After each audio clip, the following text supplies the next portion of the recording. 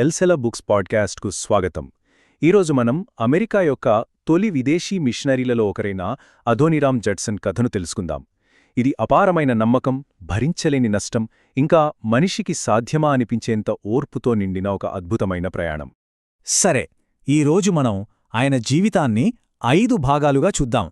ఆయన విశ్వాసంలో ఎదుర్కొన్న మొదటి సవాల్ నుండి మొదలుపెట్టి ఆయన కష్టపడి సంపాదించుకున్న ఆ గొప్ప వారసత్వం వరకు ఒక్కొక్కటిగా తెలుసుకుందాం. మొదటగా అదోనీరామ్ జడ్సన్తో మొదలుపెడదాం. నిజంగా చెప్పాలంటే ఆయన చాలా తెలివైన యువకుడు, గొప్ప విజయాలు సాధించే సత్తా ఉన్నవాడు. కాని ఆయన తన పెంపకం, తన నమ్మకాల పునాదులనే ప్రశ్నించే పరిస్థితికి వచ్చాడు.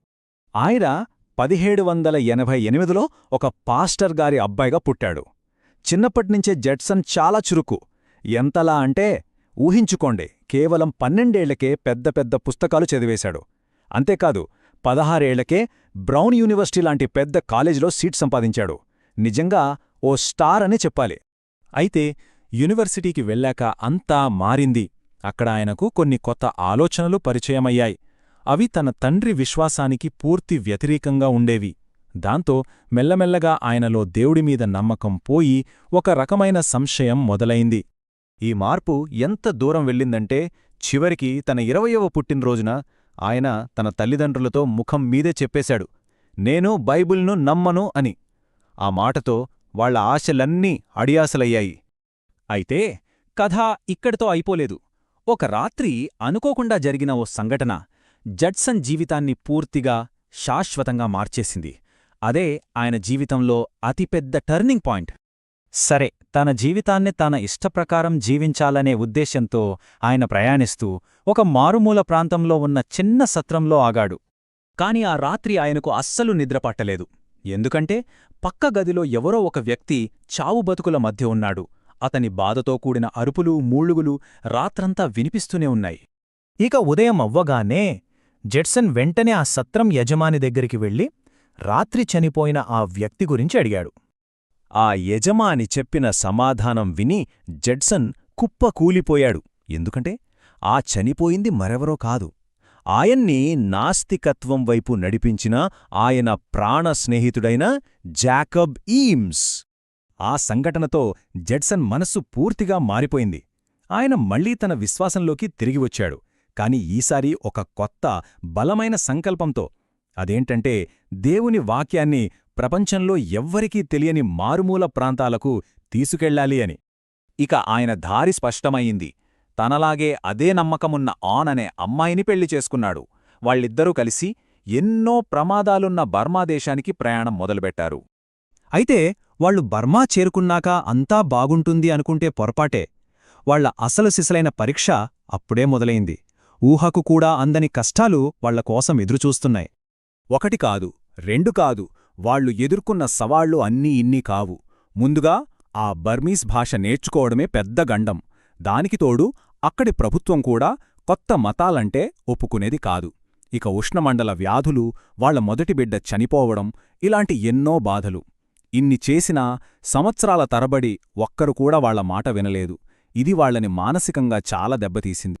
మీరు నమ్ములేరు, జడ్సన్ బర్మా వెళ్ళాక ఒక్క వ్యక్తి ఆయన మాటలు నమ్మి దేవునివైపు తిరగడానికి ఏకంగా 7 సంవత్సరాలు పట్టింది.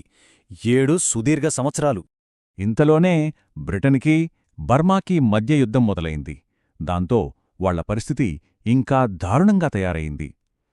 జడ్సన్ ఒక గూఢచారి అని అనుమానించి ఆయన్ని పట్టుకుని ఒక భయంకరమైన జైల్లో పడేశారు. అక్కడ నరకయాతన అనుభవిస్తూ దాదాపు 21 నెలలు జైల్లోనే ఉన్నాడు. ఆ సమయంలో ఆయన భార్య ఆన్ మాత్రం ఊరుకోలేదు. ఆయన విడుదల కోసం అలుపెరగకుండా పోరాడింది. అంతేకాదు ఆయన ఎంతో కష్టపడి రాసుకున్న బైబిల్ అనువాద పత్రాలను రహస్యంగా జైల్లోకి చేరవేస్తూ ఉండేది. అయితే జైల్లోంచి విడుదలైన కొద్ది రోజులకే ఆయన భార్య, కూతులు చనిపోయారు. ఇంతటి బాధ, ఇంత నష్టం ఎదుర్కొన్న జడ్సన్ తను మొదలుపెట్టిన పనిని మాత్రం ఆపలేదు. ఆ పనే తరతరాలకి గుర్తుండిపోయే ఒక గొప్ప వారసత్వాన్ని సృష్టించింది. అసలు ఆయన బర్మా వెళ్లడానికి ముఖ్య కారణం ఆయన జీవిత లక్ష్యం ఒక్కటే, బైబిల్ను బర్మీస్ భాషలోకి అనువదించడం. అది చాలా పెద్ద పని. అందుకే జైల్లో ఉన్నప్పుడు కూడా ప్రాణాలకు తెగించి ఆ రాతప్రతులను కాపాడుకున్నాడు. చివరికి ఆ అనువాదం పూర్తయ్యాక ఆయన అన్న మాటలు చూడండి. పని పూర్తయింది. నేను సంతోషంగా చనిపోగలను. దీన్ని బట్టే అర్థం చేసుకోవచ్చు ఆయన నిబద్ధత ఎలాంటిదో. తన జీవిత లక్ష్యం నెరవేరిందని ఆయన భావించాడు. ఆయన పడిన కష్టం, ఆయన నాటిన ఆ చిన్న విత్తనం ఆ తర్వాత ఒక మహావృక్షంలా పెరిగి తరతరాలకి నిలిచిపోయే గొప్ప వారసత్వంగా మారిందే. ఆయన జీవితకాలంలో స్వయంగా 7,000 మందికి పైగా బాప్టిజమిచ్చారు. అంతేకాదు, బర్మా దేశమంతటా 63 సంఘాలను స్థాపించి అక్కడ ఓ బలమైన విశ్వాస సమాజాన్ని నిర్మించాడు. ఇంత తీవ్రమైన బాధ, ఇంత ఏకాగ్రత. జడ్సన్ కథ విన్నాక మనందరికీ ఒక ప్రశ్న వస్తుంది. ఒకే ఒక లక్ష్యం కోసం అంకితమైన జీవితానికి అసలైన విలువ ఏంటి? దానిని ఎలా కొలవగలం? ఒకసారి ఆలోచించండి. మా పాడ్కాస్ట్ విన్నందుకు ధన్యవాదాలు. ఈ పుస్తకాన్ని సంపాదించి చదివి దీవించబడండి.